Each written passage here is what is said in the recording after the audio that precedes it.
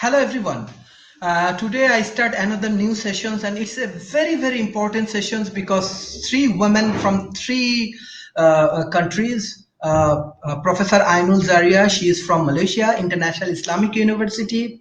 Dr. Sarita Sharma, she is from India, and we have Malak. She is very popular with her spaceship activities and many interesting activities.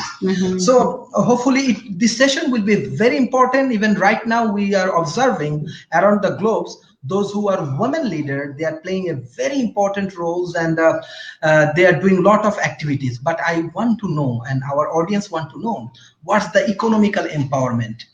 We have professors, we have policymaker, we have IT consultant, tech related expert people. So definitely this session will be very informative and effective. I want to start with Professor Ainul. So what's your observation in present conditions, in like women empowerment, especially economic empowerment? How do you see, how do you observe? And you are a very successful woman. How you want to think about women in present situation? Assalamualaikum. Hello. Good evening to everyone.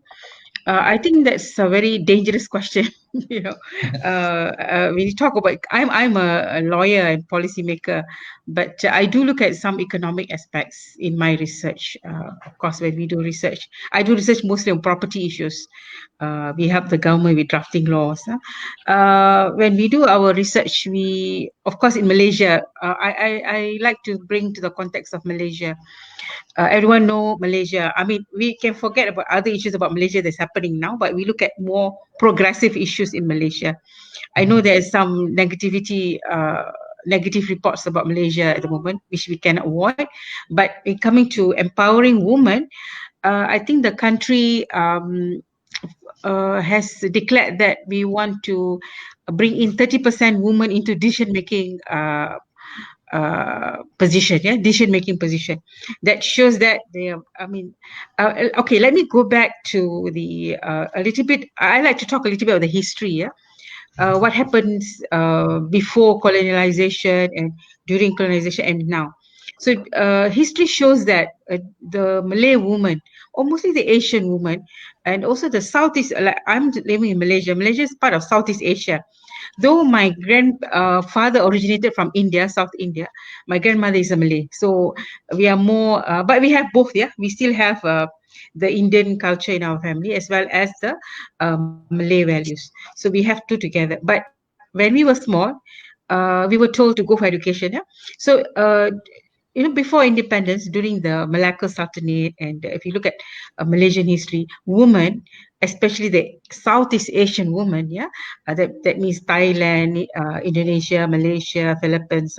You can see women are very much involved in economic activities, as well as decision making within the family culture.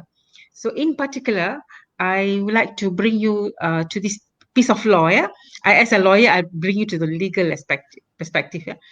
There's one custom in our country. Actually, this custom originated from Indonesia, from this is called Minangkabau. Minangkabau culture is a culture. It is very much Islamic, in line with Islamic Sharia compliant. But this culture emphasizes women's protection, women's empowerment, and women as part and parcel of the decision-making power, as well as the owner of land. Empowerment of women, giving them land. Land is a very important aspect of economic growth. Yeah. So during the British time, before they came, there was this culture was already prevalent in this country, and it's more like a communal title. But when the British came, they wanted to make sure that the title has a head they can collect tax from. Yeah, so they went and they studied. In particular, Taylor, he went to a place called Rembau, and he sat there, observed, and he saw how the community interacted, and he saw that women are the decision maker. Women, although the men are in front, the Malay women, we sit at the back, but the men in front. But at the same time, we always say we have this persuasive power. Some say it's something of pillow talk, but some say it's persuasive, or together. Of course, it's not a perfect situation. There's still some families with issues on this balanced decision making. But in this Minangkabau culture, the woman, the grandmother, the mother, the sister, the daughter, they are given importance in holding property. Why? So that when they have ownership of a piece of property, a land with a house and a farm, if we grow paddy, those days was paddy and some subsistence crop. So they are there's a survey which shows that the woman from this culture in one part of Malaysian state called Negeri Sembilan, none of them were involved in prostitution activities. None, because they have the land as substance. So Taylor was very intrigued with this, and he did his survey and he came up with some books. And one of the book is called Sharing of the Harvest. And then he developed this land tenure system in that particular state. Now, that particular land ownership system, one interesting fact about this ownership land system is that when the man comes into the family, he brings something. We say there is harta bawaan. Bawaan means you bring something. Then the woman will be having her traditional and just inherited property. The woman will get the inheritance from the parents. Then they work together. When they work together on this inherited property, they accumulate some wealth. And if there is a case of divorce, they have to share it equally. And this particular tradition is now part of the Sharia law. And so much so that when there is a divorce, or when the man go for a second marriage, if he wants to find another wife, he may have the means or may not. But men sometimes, sorry, Sharif, not you, but men generally they're polygamous in nature. So when this man he wants to find another wife, the wife can ask a declaration from the Sharia court to have the property, to get her share of the jointly acquired property before he goes for another wife. So the property is protected. Economic empowerment of the woman. And I myself, in Malaysia, there is no law prohibiting women from holding property. There is no law. Inheritance, the parents can give the daughter more share, 1/3. It's also permitted by way of a wasiyah, a will. Woman is given 1/3 of the property. Parents can give her. And then the rest, they have to go for the faraid, the Islamic system. So it's all recognized by the court. And we have the Sharia enactment. Our Sharia law is basically to provide for two matters only. One is personal law. The other one is the Islamic criminal law. That is only applicable to Muslims. Non-Muslims are not regulated by Sharia law. Only Muslims are regulated by Sharia law. I think that's enough. Let the others share their view. I'll come back to this later. Yeah. Okay. Thank you, ma'am. I just want to go to Malak. Like you are working outside the box, right? You are working with spaceships and a different interesting point of view. How you want to inspire women with your activities and economically, how they can like make them more efficient and more productive if they engage with your community, or they engage with different interesting activities. Is there any way, especially let's say Malaysian people, Indonesian people, even Indian people, especially those who are women, what's the way, what's the solution you have?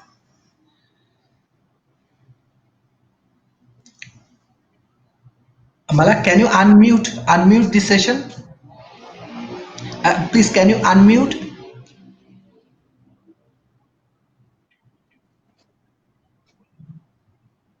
Yeah, yes, perfect. Now you hear me? Yeah. Yes.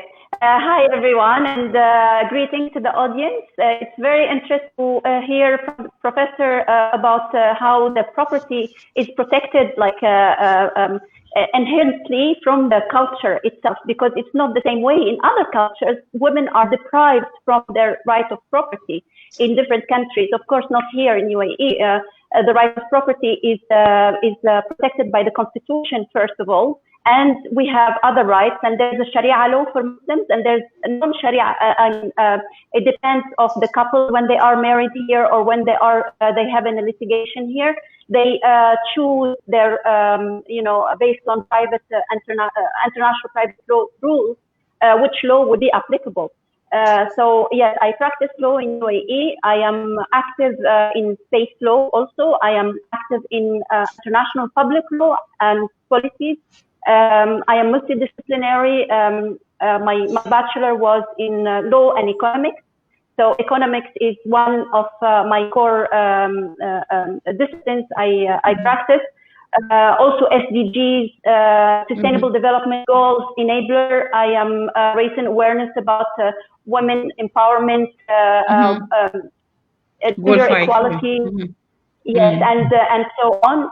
So women empowerment is one of the things, and economic empowerment, and I've been assisting in so many United Nations conferences and forums regarding this kind of thing. So first of all, I would like, because I'm academic also, I would like to go to the definition of what is women empowerment, like that economic empowerment. It's not just sitting there and tell women you need to do this, and you need to be empowered, and you need to be economically active. But we need to go to the roots of the understanding, the very like definition of what is women empowerment, economic empowerment. So after the OECD, it was defined as the capacity of women and men to participate in and contribute to and benefit from growth process in ways that recognize the value of their contribution, both of them. Respect their dignity and make it possible to negotiate a fairer distribution of the benefits of growth. And when we go to the definition of the women empowerment itself, it increases women's access to economic resources and opportunities, including jobs, financial services, property, access to property rights, productive assets and skills, and market information, because it's very, very important, which will help women to be there and go. And like we said, here, the process itself and the achievement of women economic empowerment, it will hinge on different factors. It's a combination of sound public policies, holistic approach, and long-term commitment from all actors. And when we say actors, it's governmental entities, non-governmental organizations, and civil societies. Civil societies, including people like us, which they are working on and with their own will, and other they are the private actors, or what we say the private corporations. Very, very important that these are put in one, are working together in order to allow women to be an active actor within the economic scene. So going back also, why it's very important, because women, when a lot of studies are done, women is a catalyst of economy. It multiplies the development, the efforts of women multiply the development, the economic development worldwide. And this was done through different jurisdictions. And that's why the women economic empowerment is in the center of the Sustainable Development Goals, with there are 17 development goals. Gender equality is the main one, but it goes with all other Sustainable Development Goals, with no poverty and also economic development and so on, access to education and so on. So these are the things for now. I will pass. And one thing that also through my profession in the legal field, I also because economic empowerment is not enough. If there is abuse toward women, if there is slavery, women enslavement or modern slavery is there. So I'm active in communities doing that, and I'm doing it internationally. It starts from places in UAE, because the UAE government is very, very strong into fighting modern slavery. But the problem is like how the women will step forward to go to the authorities in order to get out of this situation. And that needs enablers like us, like women like us, who can get access to the channels and get these women out to go to the authorities. And, yes, thank you. Yes, I want to go to Dr. Sarita. Actually, you are representing 1.3 billion people. Okay, India has a big amount of peoples, and India also have many challenges and many good leaders like you. So what you want to share with our audience about Indian women and Indian economy, women empowerment at this point? How do you want to share the practical experience from India? Hi, Mr. Sharif and Malak and Professor Ainul. It's great to be back on your show again. When it comes to talking about women empowerment in India, I see women working all the time. Women are always working. I see them working in the homes. I see them working in the homes of other people. I see them working in agricultural fields, even in industry. But the work that they do is totally unorganized. It is underpaid, uh, sometimes not paid at all.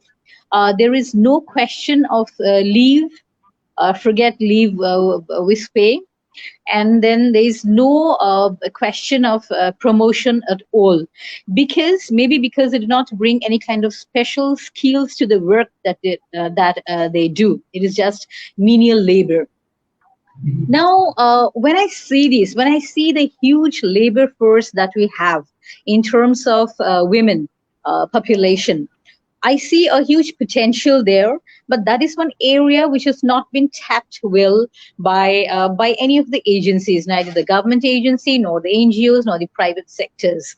Well, the government has made lots of laws, lots of rules and regulations for hiring and promotion of women and paid maternity leave and all that, but it touches only a section of the population, a section of the women who work in organized sector. I think 50% of the women in India work in unorganized sectors like domestic labor. Like you go as and work as a household help in someone else's house, and your work is not recognized at all. They may change you at their whim. The person might change you at their whim. There is no one to represent you. There is no leadership at all. So that way, the entire labor force goes unrepresented and misused. So that is what I see in my country. Now, women, as I said, I see women working all the time, and women, even though underpaid, they bring home the money. They definitely bring home the money, even if it is very less. But decision making is one factor where the women are totally lacking. Now, when we go into the field, we see that more than 50% of the women do not have a separate bank account of their own. They do not have the liberty to save their money or use the money as it comes to them. So the money that they bring is put in the hands of the husband, and he's the decision maker. He makes a decision where the money goes into. Very often than not, it goes into his own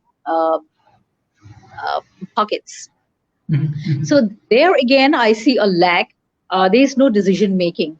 Because your work is not represented, yours is not an organized sector, so definitely you do not have a voice, you do not have a place where you can go for to register your grievances. So these two are areas which I see lacking, and of course the government is doing a lot in order to organize the work, but a lot needs to be done.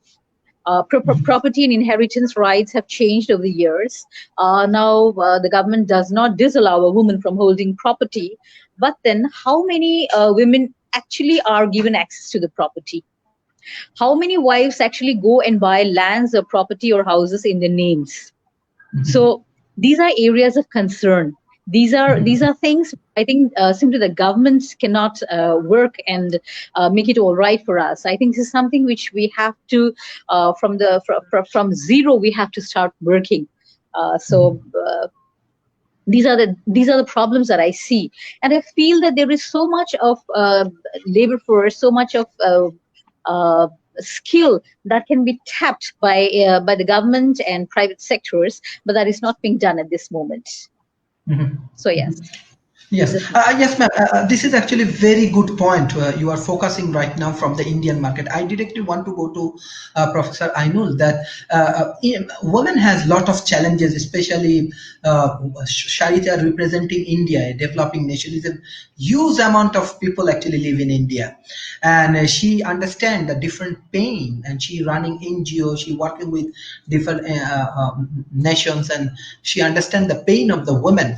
How you analyze this point, like when they work too much, women actually responsible for everything. Even some of the women, they do not have bank account, they are fully depend on their husband. I know here everyone is solvent, but Sharita come up with a very interesting point.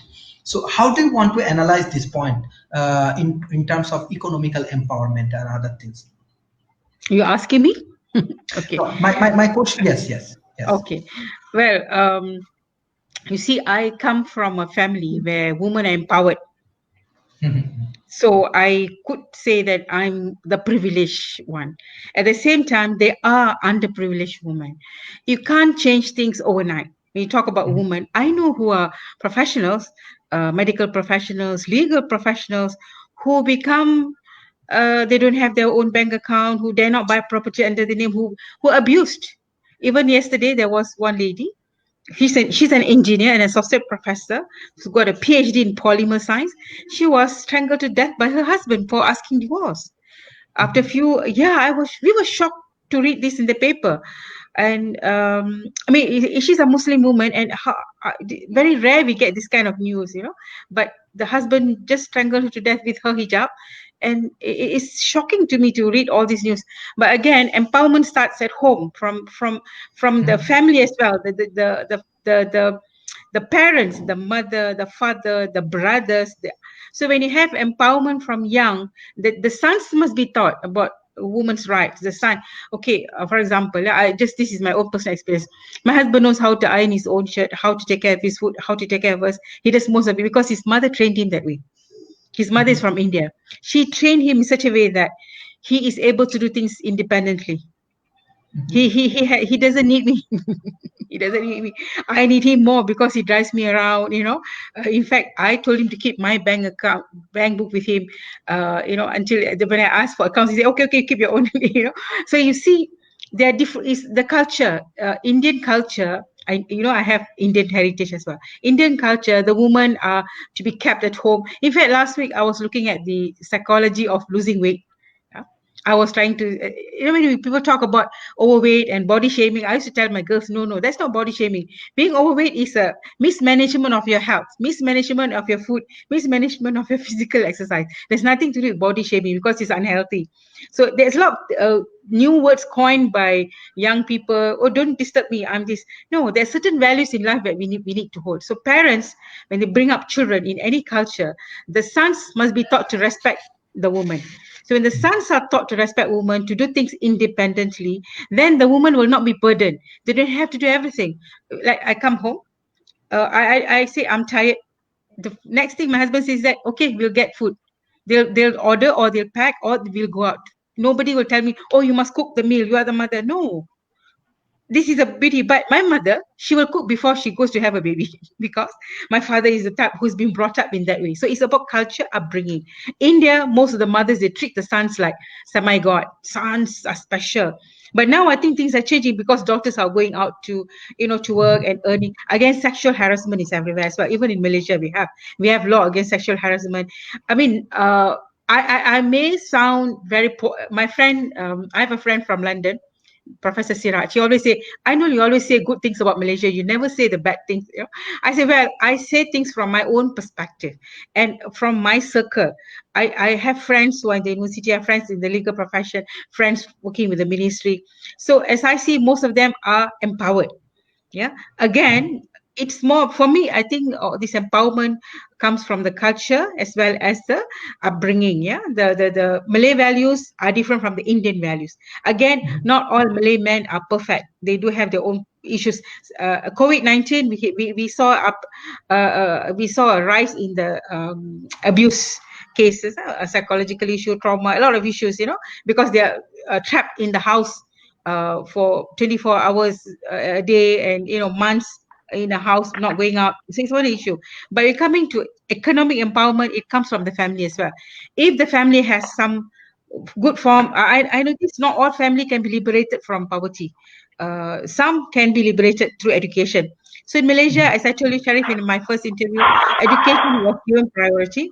So all children are given access to education. It doesn't matter boy or girl, but it's up to the family. Sometimes they hold the girl back and let the boys go. But now no more. We have 75% girls in the universities. Most of 75%. If you come to UIA, our university, you can see 75% girls. Most of the courses, except engineering and IT, the rest of the courses we have about 75%. Law especially, we have 75% girls. But when they go to work market, that number doesn't reach, the 75% doesn't reach the employment market. So the government is aware about this. The government says we need to empower women. Again, we have now we have problems. Previously, we had very good access to childcare. We have living in maid from Indonesia, from Philippines. So it was actually opportunity cost for us. We go out, we have this maid to take care, and the children are properly cared for, and then we can go out and bring in income. And if in urban centers, both parents will be working to bring in income. So we have B40. B40 means a family with income level of 4,000 and below. Then we have M40, that means managerial category with 4,000 and below. And then we have the T. T means top 10 and top 20. Top 20 means earning, people earning more than, T20 is earning more than 8,000 to 15,000, and then 15,000 to 20,000 plus is about T10, the top 10% and top 20, so they have this calculation. So aids are given, financial aid is given to the B40 and M40 in terms of housing subsidy, childcare subsidy, healthcare. And our healthcare is, so far our healthcare, especially the government healthcare system, is very, very good. You've seen how we manage the COVID situation. It's all by government hospital. But again, we are a small population compared to India. We only have 32 million people with 8 million foreign workers. So our healthcare system, especially government system, is very good. It's all heavily subsidized. We always joke, if there is no corruption, Malaysia will be one of the, even better than Australia or New Zealand or even US. We have very good resources, but corruption, again, we are falling down because of corruption, because leaders come for corruption. So decision making, the government promised 30%, yet we don't see that number. Most of the top position are held by men. Administration level, women are just given like small space, and when you're in decision making position, you don't really get to go that high. Even when we're up there, you are still I know when a woman vice chancellor comes on board, she has to be extra careful, more vigilant than the male VC. A male VC can get away with not a murder, but can get away with wrong decision. But when a woman VC, they really pinpoint, they really want to find fault with her. So you look at empowerment. When Malak was saying about the SDGs, eradication of poverty, gender equality. But SDG is supposed to be realized by 2030. The MDG wasn't very successful. Even Malaysia, we were not successful. So we're looking at SDG. I don't think COVID has much role. I mean, I think COVID has some sort of COVID-19 pandemic has impacted the SDG success rate as well. We also have many other key performance indicators established at the national level based on these SDG goals. And it is not impossible, but it is still rather difficult for us to achieve that goal by 2030 because of the drawback we had with COVID-19. At the moment, we have about 20% unemployment.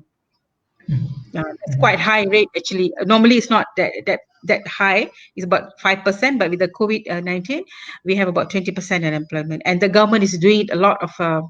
They're pumping in some incentives like economic incentives, opportunities to enable the economic growth.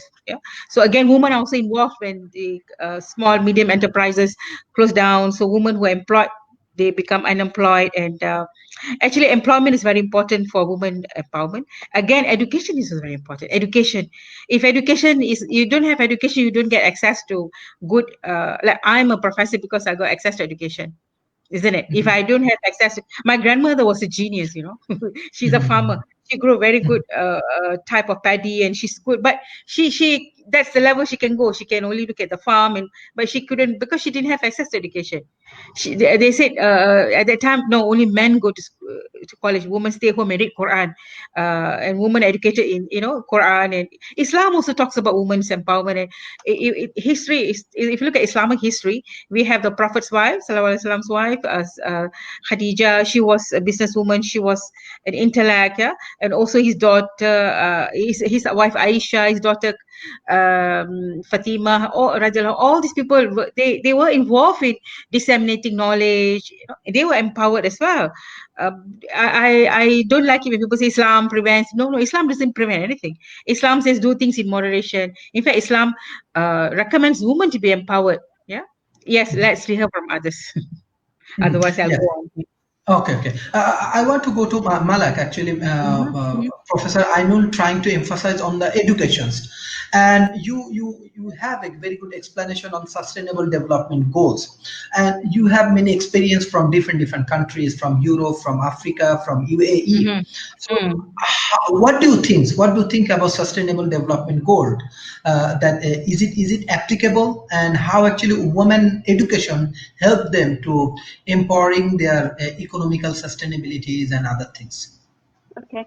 First of all, Sustainable Development Goal, why I am always talking about and I'm active. My PhD research is multidisciplinary research, combining international space law, international economy, and space economy, and based on Sustainable Development Goals and Sustainable Development concepts. So it starts all with the sustainable development concepts and how the concepts hinge on different principles that they became like certain norms under international law, and how to achieve an economic sustainability within the space industry, the global space industry, and what can have a return on the society. So it starts from all that. Now, the SDGs, as Professor she said, the SDGs, they did not replace the MDGs, and it's not a question of the MDGs themselves, because a lot of people, they say themselves, the MDGs had lacunas and voids, and the Sustainable Development Goals, yes, with the 2030 agenda, came in order to fill the gaps. Now, the concept itself and the goals themselves, they are supported through different actors, and the governmental entities and governments are one of the main actors that need to implement the SDGs within their own national agendas. How we can track the way how they are developed and the development, for example, on gender equality and so on. We have indicators, we have key indicators. So we need to go to the key indicators and we check based on each key indicator that are uniform. Before in the MDGs, we did not have most of them, and it was problematic in order to track and how to implement, how to enforce, and so on. So it depends from one country to another. The development of how the women economic empowerment or the equality issue is treated depends on one country to another, one government to another. Now, the problem with the COVID-19, yes, it's an issue, and the development would be fallen, and it will not be as forecasted before. And here come people like us, and come private actors, especially private actors, how they can be taking the role of social responsibility in order to help women and help empowering women, economically empower women, to give them the chance to not put them first, because also there's a problem. As soon as the issue started, they started laying down women before men. And that is one big problem right there that is done from the private sector. So a lot of things can be happening, a job opportunity, financial grants, property rights and property access by government, and enabling other productive assets that the government can help, especially in this kind of situation. Also working on women's skill in technology, because technology is a big enabler for economic development right now, and enabling women to access artificial intelligence and so on. It's very, very important.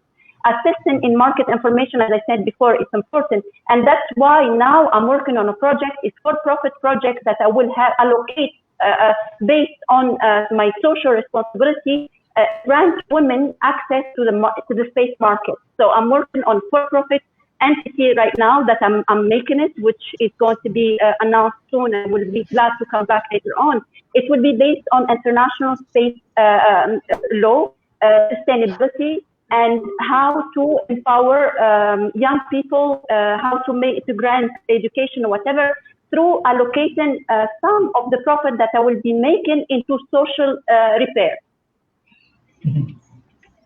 So that's how I choose to empower women to make to step up and make something for communities.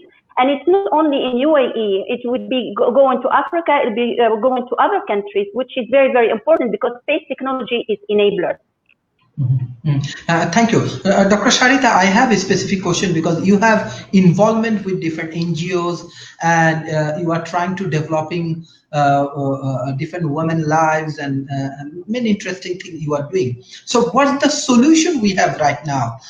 Because you are coming up some challenging issues that women has a problem from their family, from society, from economical perspective, many challenging situations they have. But like from the women perspective discussions and other things, we need some solutions. We need how we can make economically more effective women strategy, their perspective, their philosophical aspect, their education, how we make it more meaningful. What do you think? Yes, thank you, Mr. Sharif. I was expecting this question because the more we talk of women empowerment, the more problems we are going to face. And we have to bring everything towards a solution. And I feel that we have to look at women empowerment from different angles. First is education, of course, as Professor Ainul also stressed and Malak also said. Education is extremely important to empowerment. And every family has to understand that the girl child is also to be as educated as the male child. Very often than not in India, what we see is that the education of the girl child is sacrificed. And for different purposes, she may be asked to work in the home, she may be given in marriage. So many factors coming in which disrupt her education, and the parents also feel that because we are not going to get anything from her once she gets married, so what's the point of educating her? So that's the kind of mindset that we have. We have to do away with that first of all. So educating the girl child. And second is that we need to do away with this social discrimination that is so very rampant all around us. We need to do away with this discriminatory attitude towards women. Wherever you go, you see this discrimination.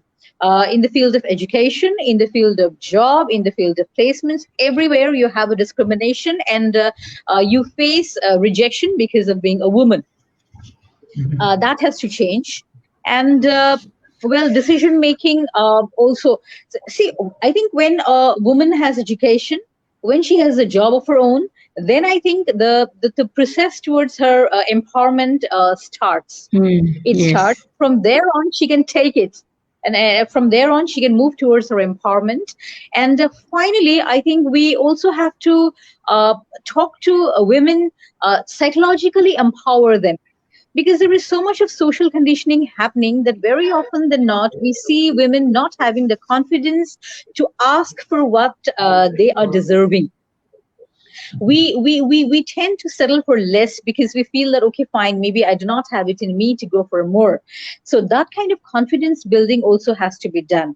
It is only a very few privileged women who have the kind of confidence, who have the kind of education, who have the kind of economic empowerment in order to really push their ambitions forward.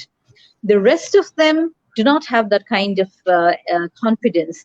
So I think we need to work at different layers. We need to understand the problem of empowerment from different angles and work from those angles. So I would state education foremost, and then the economic empowerment, then that social discrimination has to be removed, and finally we have to give enough confidence. We have to give enough psychological training to the women to become more confident and ask for what they deserve.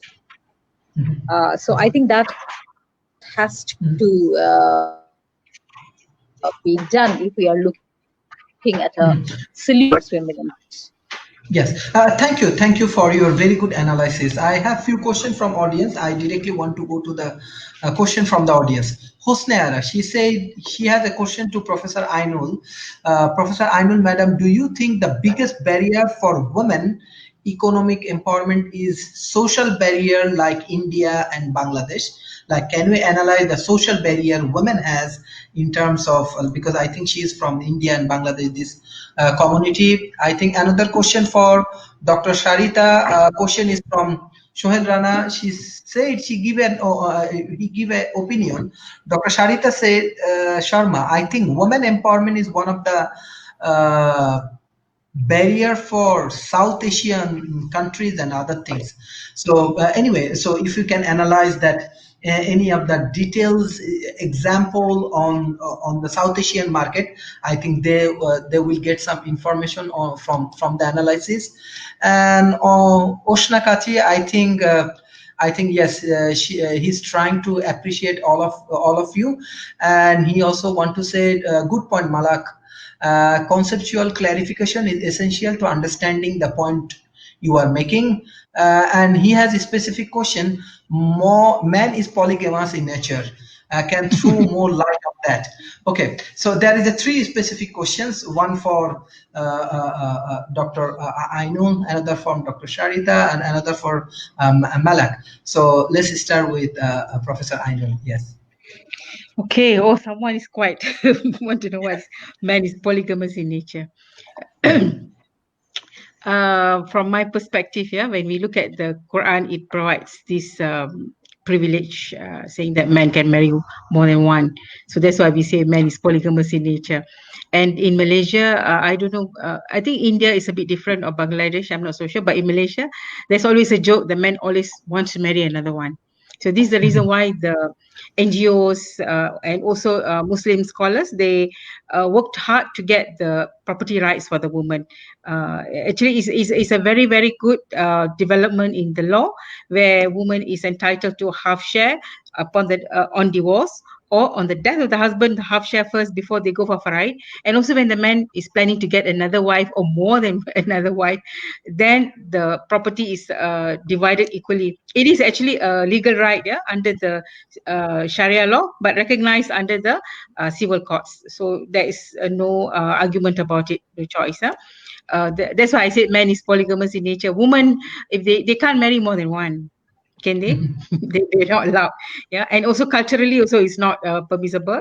I mean, we know very well. Similarly, in the Adat Pepatih Minangkabau culture, the reason why they leave the property to the woman is because women don't gamble, and women don't, women are more careful with money. Women can take better care of money. These are some of the elements.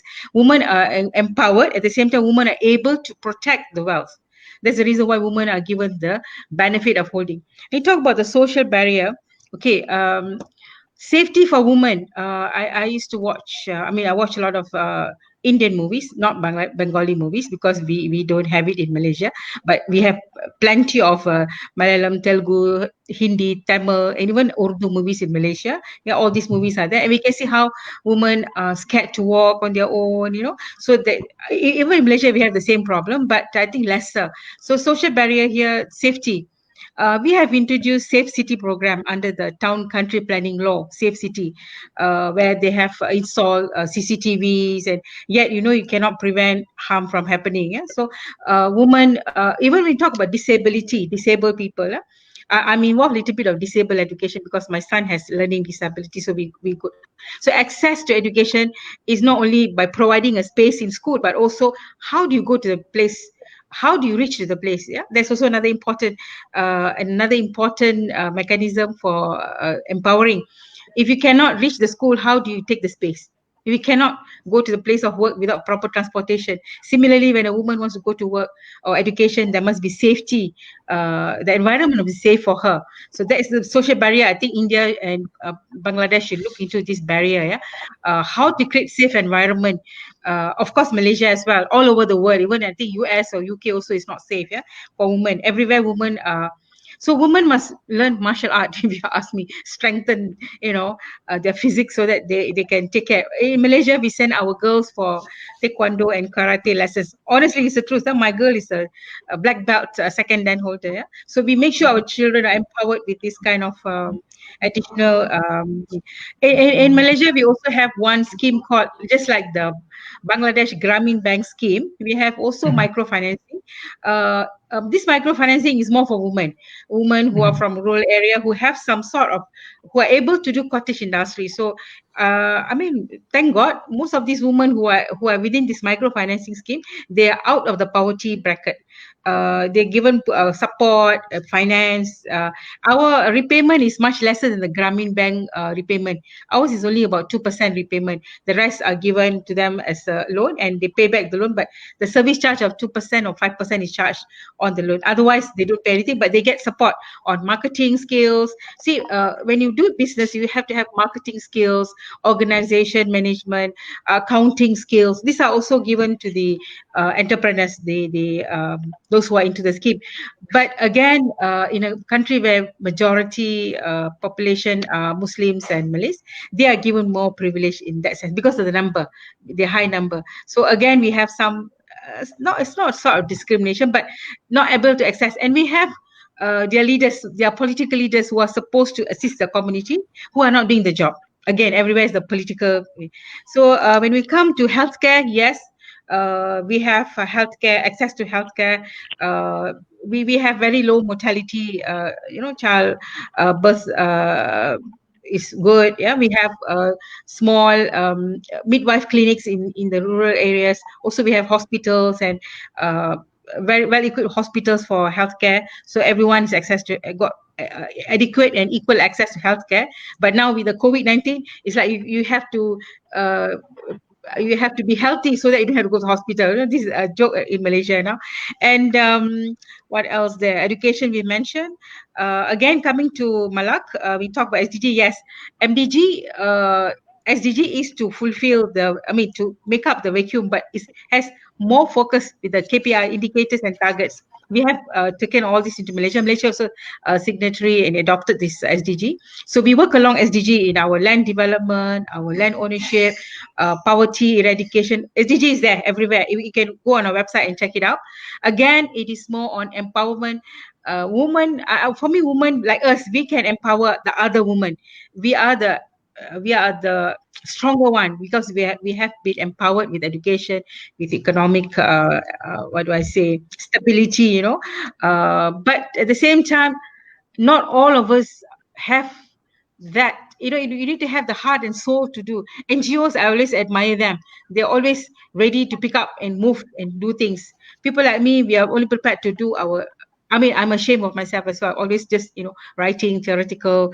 I do go to the ground, but not much as an NGO. So we need to give more empowerment to NGO. What the Malaysian government did recently is that they call this alternative services. There's a new law. We are waiting for the law to be passed.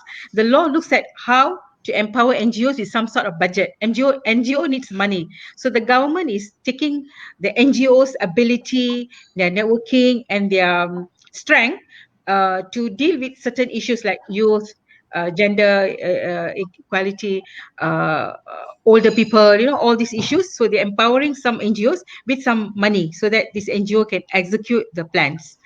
I think that should be okay. I've gone beyond what the question. Thank you. Okay. Malak, can you give some analysis? Even we have very good audience response. We will go, but we want to know, like, just if you give some extension of Professor Ainul, that what she discussed on man issues and different environmental aspects, social aspects. Yes. Actually, I would like to add, and I mentioned it before, the SDG 5 about the gender equality. It's the center of all the economic empowerment things, because actually,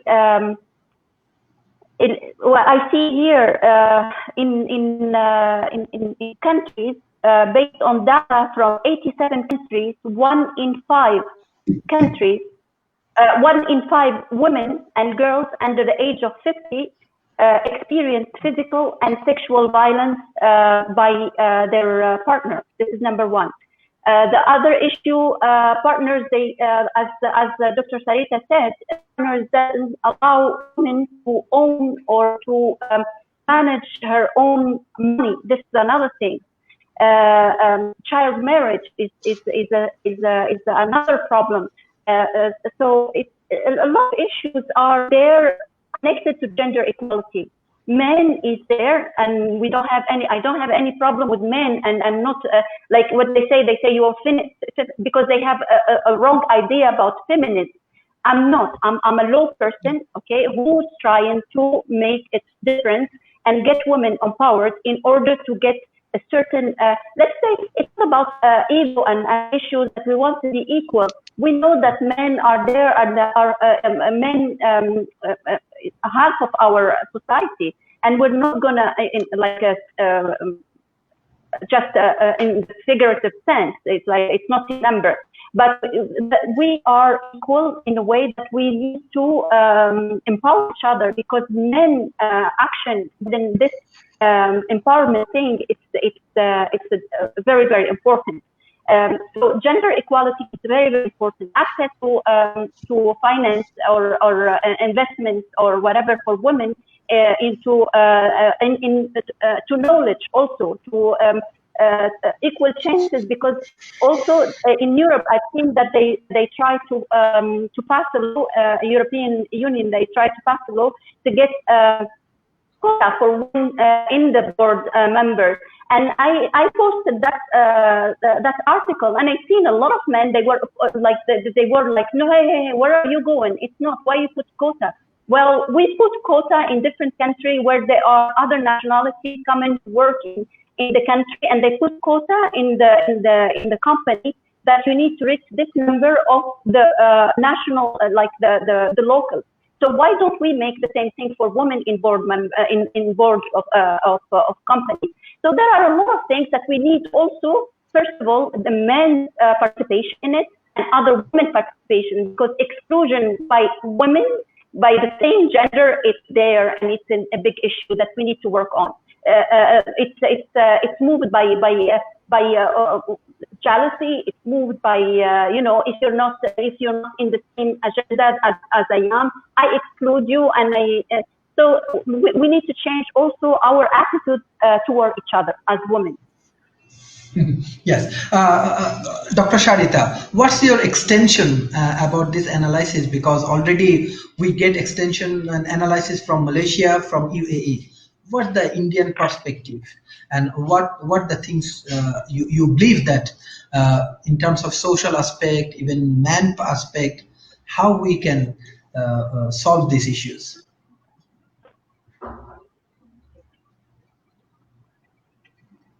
Dr. Sharita, can you hear me? I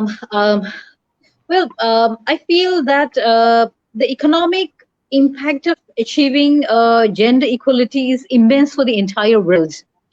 If we think of, when we think of bringing women into the economic field and empowering them, it is not as if we are doing some kind of charity to them, but I think we are improving our own economic conditions.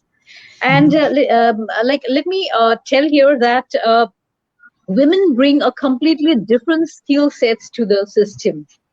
We are different from men in terms of our nature, in terms of how we look at things, how we see things, and want to try and become a man. I would not want a man, but I would want to excel in the difference that she brings into the organization. I think it's high time we as Malak has also been saying, it's high time we started complimenting each other, and men started realizing that the world is not going as expected because of only their whims and fancies. I'm also not against men, of course, that 50% of the population, we cannot. It's high time we started complimenting each other, right? It's high time we started accepting that women have their own special skill sets, which if we bring to the table is going to help the organization, is going to help the society, and is going to help the world at large.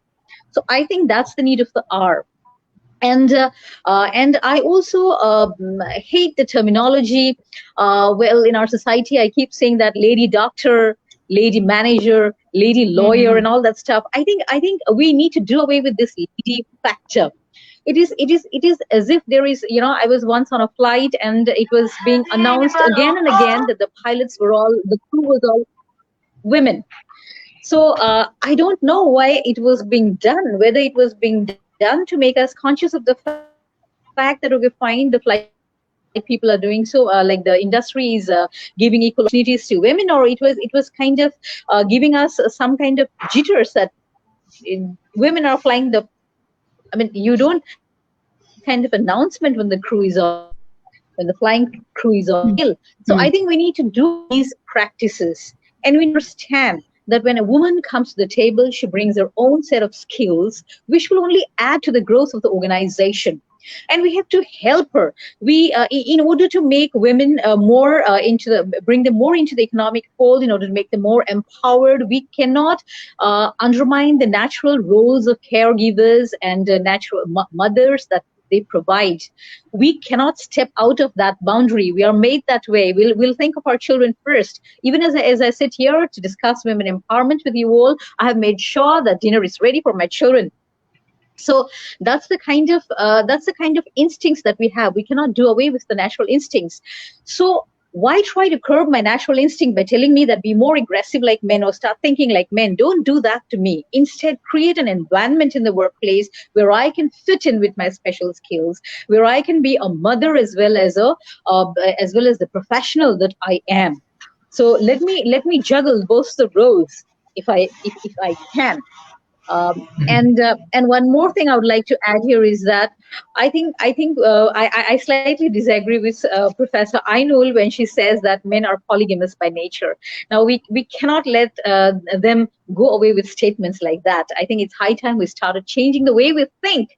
And yes, it's important for our children to learn martial arts, but I think it's more important to teach our sons how to behave on the streets rather than tell our daughters to learn martial arts in order to be safe from the men. I think it's important for us to make our male children realize that, okay, fine, you need to respect women and not go out into the streets and tease the ones who do not know martial arts. So I think that's where I'd like to stop for now. Okay, very interesting. Actually, there are many audience response. I think I have to extend these sessions if you allow me. Okay, so first thing first, the Hosne Arafet, though, she said technology has become a great medium for women to be informed in the economy in COVID-19 situation. So she's trying to introduce technology. Technology can be a very good like instrument for solving this women empowerment and other thing. I think Malak can give the better explanation on that. Sobha Sharma, she said that women in the third world countries have a different norms of being empowered. For many women in this place, just not getting physically abused in being empowered. So I think Dr. Sharma, you can analyze in a better way in that particular points. And for Dr. Ainul, you also come up with the idea of corruption even in Malaysia. So his question is that Divya D. Sharma, her question is that, okay, is corruption an issue in terms of women empowerment? What do you think? So I think there are three specific things. One for Malak for technology, one for Dr. Ainul about the corruptions, how it create an impact on empowerment, and another for I think Dr. Sarita Sharma, especially we only find this women empowerment in books, in theory, and practically it's actually completely different. So I want to start with Professor Ainul. Yeah. Okay, thank you. Just to support Dr. Sarita just now, the reason why I say women should learn martial art is that you can, of course, mothers supposed to. I already qualified myself that mothers should train the sons at home, but again, you can never let the girl go without some special protection for herself. And agreed, women have our own soft skill. We bring. If you ask our students, sometimes they say, we are more motherly and we are more caring when we teach them. you see the men, when we read in the Quran, we have that men can marry more than one, yeah. To four, 1, 2, 3, 4. That's why I said, that's why we say, in Islam we say men are polygamous in nature. I qualify as Islam, I didn't say everyone else, but we can see that's why the Quran gives that particular statement. And that's why when this is why we say women are protected. I'm speaking from that context. Women's property rights are protected to ensure that they're empowered, to ensure that they have the economic stability even when the man leaves them. Or this is a very inherent culture in the Southeast Asian community, especially the farming community. Yeah, I say about farming, and women go to the farm together, and that's why they had the law says, okay, share, equal share, whatever you do jointly acquired property. Because it's jointly acquired matrimonial property, it is part of the Sharia law. Because you see, the law allows the men to marry more than one. That's the reason why I said men are polygamous in nature. I think Sharif is not. Yeah, my husband is not. Yeah, so it is a small, again, feminism. When you talk about feminism, I agree, we are not feminists. We are talking about empowering. When you talk about empowerment, not only equality, it's also, you look at goal 5, it doesn't talk about woman equality, it talks gender equality. I know some of my friends always say, hey, you ladies, what about men's rights? You always talk about women's rights. So we talk about, so in law, usually we look at more than beyond equality is equity, equitable, yeah, Malak, equitable rights. Yeah, so you want to make sure everything's. Sometimes in some places there are more women. I mean, my experience is Malaysian experience. And my experience is based on my own experience, where we come. So as I say, I'm among the privileged top 10. In the Malaysian society. I mean, I come under the top 10 category. I still don't know how, but I'm classified as top 10 income earners. I mean, level. So we have a lot of things organized for us. We are more at ease. So feminism to me is something that shouldn't be thrown at NGOs or at women who are trying to get women's empowerment. We are not feminists. We are trying to make sure that when a woman is empowered, the society is empowered. When a woman is empowered, the children are educated as well and empowered as well. You see, it comes from generation. Like my mom said, oh, I'm not educated. She comes from a well-off family, but not educated, because women don't go. They were told to read the Quran, very traditional family. But she made sure that we all, my sister's an accountant, 2 of my sisters are accountant, and I'm lawyer turned academia. So you see, and my daughter is a doctor. So we go through that. But there are some of my cousins who don't have basic education, because the parents feel that no, you have to get married at the age of 20 or 15 or 16, and the focus is on getting married or prioritizing the brothers' education. We are all girls, so we were all empowered with education. But it all comes from the culture as well, culture, family, upbringing as well. So feminism, I think we should erase the term feminism from dictionary. It's not feminism. We are trying to get empowerment. The word empowerment, gender empowerment is okay, I think. Gender equality and empowerment. Yes. So when we come to corruption, corruption is a very, to us, corruption is what do I say? It is ill. It is a very bad. I don't know. In Malaysia, we don't pay to get job. I think in India, you have to pay some fees. I always watch in movies. I don't know whether it's right or wrong. Dr. Sarita, correct me if I'm wrong. I see them paying money to get employed. Is it true? Some movies you see the parents are supposed to come out some money, they pay to get employed. It's more like a bond. In our country, we don't have that kind of thing. We only have to sign some letter saying that general letters, general verification certificate, but we don't pay to get a job. We are paid for the job. Yeah, that's one thing beautiful about Malaysia. You're paid, women and men, same salary. If I'm a professor, another professor, we get the same salary. There's no such thing as the lady get a lesser. And also, as I said earlier, our law does not differentiate between men and women. In our forms, it just say the name. It doesn't say male or female. So women can own as much property as you want. It's up to the limit that you can own.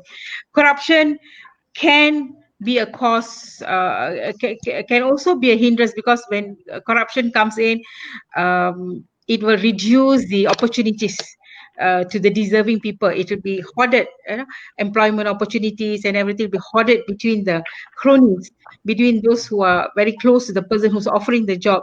And that could be man or could be woman, but sometimes that could be a hindrance as well.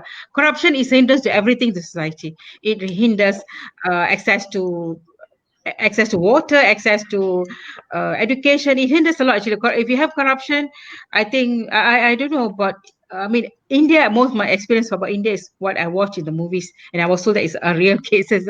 But in Malaysia, corruption is there. Nobody can say it's not there. You saw our men of steel, But we have good access to education, lower until the 11th standard. We have free education until 11th standard. Yeah, so free education. So once you have that certificate, we call it Malaysian Education Certificate. With that certificate, you can get a clerical job, which pays you about 1,500 ringgit. That's quite a lot of money for a young grad. It is the low minimum wage. Then it can go on. If you work with the police force, man or woman, it doesn't matter. If you prove that you are worth, they can send you for further education. So there are a lot of opportunities for women as well. Again, as we say, maternal instinct, we want to care for our family, we don't have proper healthcare. The mother will sacrifice the job. The mother will stay back so that the husband can work and bring out. These are some of the issues that we can look into. As Dr. Sarita rightly pointed out, why we must say lady medical officer, why we must say lady pilot. I remember when I was small, we go to a doctor, lady LMO, lady medical officer. They call her lady medical officer. She has her own name, but they call her LMO. I used to think that that's her name. But actually her name is Dr. Nair, very, very brilliant lady, but they call her LMO. So I thought that was her name when I was young, lady medical officer.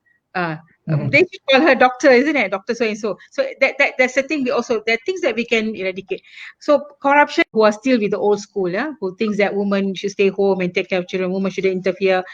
Even if we look at our cabinet, our recent Malaysian cabinet, we have more men. Despite the promise of 30% women decision making, we have more men, not 30% women decision making. I will leave the session to others. Okay. Thank you, ma'am. There are some audience response. Actually, audience actually requesting you do not judge India based on movie because corruption is everywhere. Okay. Actually, madam said that she do not have practical experience about India. Dr. Sarita has. She will discuss on that. But they are requesting that do not judge India. It's audience response. Actually, madam said. Okay. I said most of my experience. I have a few things to say on that. Okay. Yes, I have a few things to say on that. In India, we have very good laws, of course, when it comes to protection of women's rights. But as Professor Ainul said, not everything can be achieved by means of law. You have to have the social conditioning. You have to have the sincerity amongst people who are in power, in authority, in order to make the law successful. So it's not that women are not discriminated from inheriting property in India. We are not. We have every right to inherit property as much as we can. But do we really go and buy property in our names? I don't think so. Most of the women do. So laws are in place. We have free education for women up to, I think, post-graduation level in India. But are we sending our daughters to schools and colleges and universities because there is free education? I think we are not. So I think everything comes down to social conditioning. And yes, we should not judge a country by the movies that we see, of course, but I would again say that movies also are not total false. We have corruption in India. I'm not ashamed to say that we have corruption in India. Of course we have. Yes, it has been checked to a large extent. Yes. One thing I just want to add, basically, this is the cultural exchange. Madam come up with her idea, you come up with your idea, Malak come up from her point of view. This is different cultures. That is the duty of World Talent Economy Forum. We bring in different culture, different point of view, different opinions. Even here, everyone actually global citizen. Ma'am also visited around the world, and she also working. I think she finished her PhD in UK. You also have a lot of experience. I know that personally you do work for Africa, you do work for Asia, many countries, Dr. Sharita. Even I know that personally Malak, she's one kind of superstar. Okay, so everybody here have different opinion. It's not like we are trying to disrespect anyone. We are trying to bringing the knowledge from different point of view. That is the ultimately interactive session. Malak, yes. Can I say something about that? Actually, at the end of the day, there is two issues that we need to work on. The first one is the legal norm, and the second one is the cultural norm. These two problems are there. They are inherent. They are in our societies everywhere. I'm gonna add one thing. I am very, very against one thing about the Islamic countries. When women get into a rape situation and she goes to the authorities, they ask her, how did you get in that situation first? And I have gone through a lot of different, like making comparison between laws around. And at the end of the day, the woman finds herself in trouble because she was in the wrong place at the wrong time, and she got raped. And at the end of the day, she is also asked why you were there at that moment or whatever, because you shouldn't be alone with the man. So this one is like, with all my respect, I'm Muslim, it's my religion and everything, and I am so much against it, and I'm fighting to get this abolished, because at the end of the day, women is free to be at, let's say, or it's not even free to be at the moment or whatever. Most of the time, she doesn't even have the proof that she got there by coincidence. And how to prove that? You know, and at the end of the day, there is a lot of lacunas in law, and also women in sexual harassment in the workplace. She is scared to go and to go to the authorities or talk about it, because at the end of the day, she's scared of being kicked out of her job. And she knows very well that she doesn't have another opportunity. That's the only place that she can feed her family with. So there are a lot of things that it is inherently due to our culture, to our legal norms. It's also the legal norm. It's a consequence to our cultures. So it's differences are there, and that's why we are here, and we are speaking loud and trying to help and doing things to help, because we're not just empowering by speaking and coming to your show to speak about it. I'm sure that Sarita is working on these issues with staff. I'm sure that Professor is working on these issues in her communities also, and this is what I try to do. And I answer one question, the question for technology, how technology can be a source of economic empowerment for women. And I will post one a little bit short article, not long, about how legal practitioners during COVID-19 and during the technological revolution, they escaped the Darwinism in economy, because there is if you heard about it, some prominent professors, they wrote articles about Darwinism in startups in the space industry, and from there I went and I worked through how legal practitioners, they overcome the issues caused by COVID-19 during the lockdown, the total lockdown, how they could continue providing their services within jurisdiction that they are technological-based infrastructure through the justice system, and how they are continuing to provide their services through information communication technology. And this is also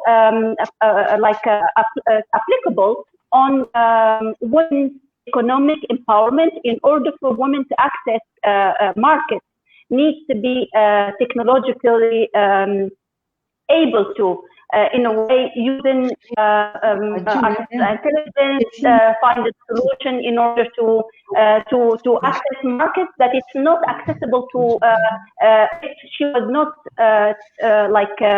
good in technology. And that's how I encourage a lot of women and so on, and I post to take artificial intelligence classes. I'm myself, I'm taking the one for business strategy, the use of artificial intelligence in business strategy.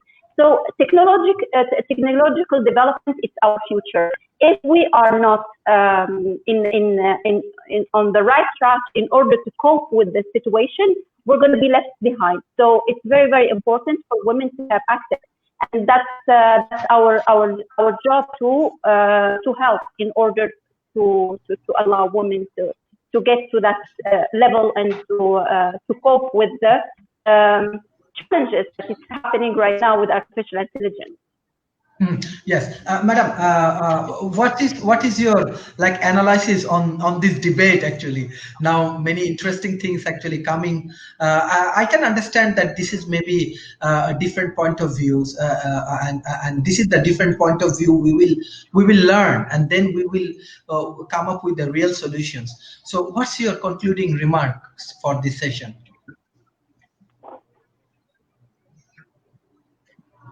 Professor Ainul? Yes. Oh, okay. I agree with Malak when she says that when a woman is raped, she so much issues made to make her look not like a victim, make her like the perpetrator of the crime. Actually, it's very wrong. Even among the Muslim community in Malaysia, we always say don't force the woman to wear hijab just because you can't lower your gaze. This has been a never-ending problem. Yeah, women must cover themselves. Women, it's all woman, woman, woman, and even I mean, it's very unfair. That alone is very unfair because when you talk about, again, women must, to me, I believe, must dress decently, lah. Yeah, dressing. We have office wear, we have casual wear, we have sports wear, so many wear. But sometimes there must be some sort of decency in clothing as well. But that doesn't mean you should wear a black garb all over and cover with a niqab. That's I don't encourage my girls to wear that black garb and niqab. See, I'm very colorful. In Malaysia we have many colorful clothing. Even that is an issue. Sometimes you will say, oh, you're so attractive with your colors. So you can never stop this. That's why education at home is very important. Parents must educate the sons and the daughters equally. Tell the sons, respect the woman. Doesn't matter your wife or your daughter or any other woman. Respect the woman. When a man respects the woman, he will respect her privacy, he will respect her needs. So it's more of respect and understanding. So the woman also must respect herself. She must know what she needs, and she must also take the opportunity. Some women, they don't. I have some friends who don't care. They just, oh, it's okay, I'm a housewife, I am provided for, it doesn't matter. But they're graduates.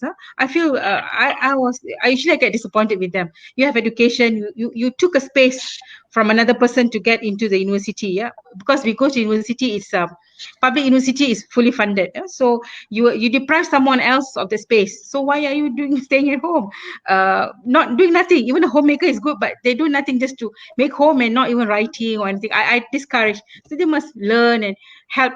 So NGOs, I think Dr. Sarita's role is very, very important. I'm learning more. I think we'll keep in touch to learn more how we can, again, I'm sorry, as I said earlier, I know about India from movies. That's all. But I said Dr. Sarita will confirm about it because I've been to Delhi, I've been to Kerala to present papers, but and we were protected when we go there.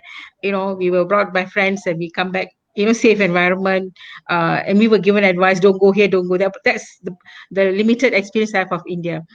But I think in Middle East as well, especially in Egypt, I have friends who say that their property rights are not protected, women's property rights. So there are a lot of work to be done. Again, Islam provides equal rights for men and women. There are a lot of opportunity for the Muslim men to do good for the women. Again, it's more cultural. It's not the religion. If you ask me, it's more culture. The religion doesn't, provide all these rules against women or against men, but it's very, very balanced. But it's a culture. If you ask me, is the Asian culture or Arab culture? I don't know, but the culture, African culture. Yeah? So we have cultural values that impinge on the empowerment issues. So if the men, the educated, like we see the SDG goals and also UN Habitat program, I do get involved with UN Habitat issues. For me, whatever, I was a bit surprised as well, when I go meet some friends from certain parts of Africa. What is a normal thing in Malaysia is something very out of reach for them. I was a bit shocked when I first met them. Again, I do work with NGOs who bring this single parent and women who are abused. I was also shocked because if living in Malaysia, they don't have access to certain things as well. So it's all matter of where you are. We are very lucky people, actually. Thank God we have our education, we have employment, opportunity to contribute, and I believe that we can do more if we go down to the ground. Thank you very much. Thank you, ma'am. Dr. Sharita, what's your concluding remark for this session? Yeah, Dr. Sharita, can you hear me? Well, men and women are different. Yes, I can hear you. Can you? Yes. Can you hear me? Yes. Okay. Men and women are different. There cannot be any doubt on it. Let's celebrate the difference. Let's compliment each other. Let's not try to run down the other person. Let's respect each other. Uh, let us make workplace better for women, because we know that they bring different skill sets. And yes, I would like to clarify again with Professor Ainul that yes, movies of course reflect some part of the culture that we have, and they have a very bad influence on the culture as well. So I'm not very fond of movies. Of course, I do watch them from time to time, but yes, yes. It works that ways. And concluding, that's what I would say. Let's celebrate the differences that we have. And every culture has the problem of minimizing a woman as an individual, as a human being with rights and a personality of her own. So let's not do that. Let's complement. Let's work together for the betterment of humanity. Yes. Malak, your concluding remark for this session. Yes, I would like to say that women economic empowerment is the heart of the SDGs. We need to work together in order to achieve, at least to come close to the target. The women participation in economy internationally or globally is a fundamental right. It's not like Dr. Sarita said, it's not a charity that it's given to the woman. It's fundamental right. Access to property, it is a right under the international legal norms. Enabling women to have control over their lives and exert their certain influence in the society. It's and to create and to be part of let's say to have equitable access to property, to wealth, and so on. It needs to be happening. We need to work together in order to achieve these kind of things. And I'm calling all the ladies around and women around the world to work hand in hand, to not think about, like I said before, what is going to happen to me if I'm going to speak up or do things or to empower others. Because actually, and it happened to me also, when I speak about sexual harassment, when I speak about issues that we women are seeing every day, I have men trying to put me down about this, and because I'm touching egos. And thank you to all the men out there that they are there helping me and giving me the power and strength in order to continue and do what I'm doing. Thank you so much for you, Sharif, for having me and for speaking. And the future is bright, and I'm 100% confident that we are going to have a change done. And we are in the movement that it's a global consciousness is going on right now. We are in the movement, and we're going to pass through this. And when it gets worse, it gets better. So. Yes. Thank you. This is actually very nice discussion. Besides that, I find that there are many cultural issues. There are many things, even as a man, I have to do for women. Even my PhD actually based on the glass ceiling factors. So I'm trying to learning from all of the. I want to say all of them very successful women, those who are joining today, and they have their own vision, and they prove that they can do something. That is the ultimately our objective. World Talent Economy Forum always try to come up with a positive example. When let's say from country like Bangladesh, country like even Malaysia and Kampung, even example other countries, even Africa, different countries, women only they see the positive example. They can take some positive initiative. They can be professor like Dr. Ainul. They can be NGO specialist, Dr. Sarita. They can be like spaceships advocate like Dr. Malak. That is the beauty of women. And I always believe that women has many more potentiality in terms of economic empowerment and other things. We have to explore it, and man has to support them. When actually man and women, they work together, even in pandemic situation, in COVID-19 situation, we need more collaboration. We need more partnerships. We need actually more. Like I don't know. We need more good things. We have to work together. When like all of the good people work together, then we can overcome from this situation. And we never know. This may be the starting of this world, the first COVID-19. Maybe we can see COVID-20, we can see COVID-22. We never know. So this is the time we need a global collaboration. This is the time we need more partnership. COVID-20. We never know. No. Yes. It's We never know. Sharif, I wanted to add one thing, please, if you may allow me. If you can allow me, it's a social for our kids. It's the future for our future.